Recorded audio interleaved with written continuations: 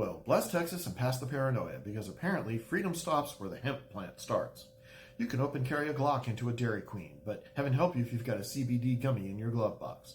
Around here, liberty means you can tell the feds to go to hell, unless you're trying to grow a flower that makes you feel better without asking a pharmaceutical company's blessing. Welcome to Texas, where don't tread on me becomes don't toke near me. Let's pull back the curtain on this smoky little charade, shall we? This isn't about public safety. It's not about kids, and it's not about the dangers of THC.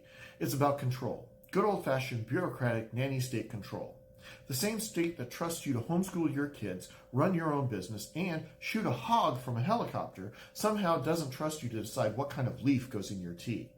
Why? Because the mere possibility that you might choose wellness without government permission makes their khakis bunch up like a Baptist at Burning Man.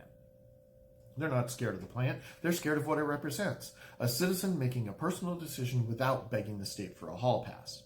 That's not rebellion, that's autonomy. And nothing scares a power structure more than people exercising freedom without asking.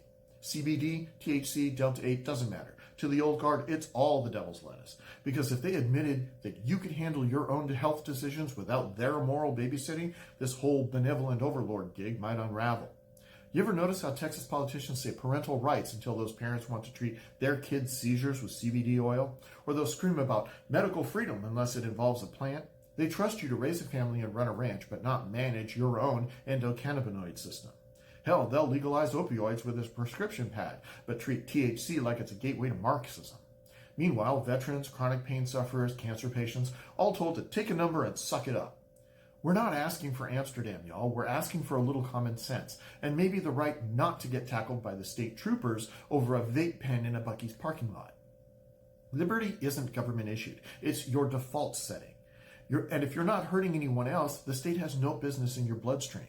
This isn't about legalization. It's about liberation from outdated laws, from federal overreach, from a moral panic of a war on drugs that's been about as effective as a screen door on a submarine.